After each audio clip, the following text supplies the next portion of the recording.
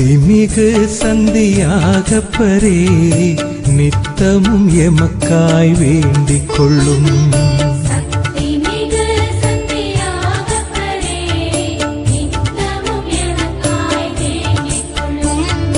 சக்திமிகு சந்தியாகப்பரே நித்தமும் எமக்காய் வேண்டிக் கொள்ளும்.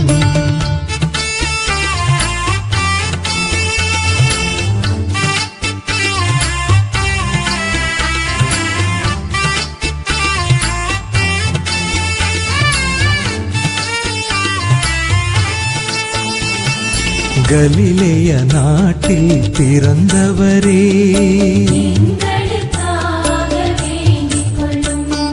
ஆண்டவர் அழைப்பினை ஏற்றவரே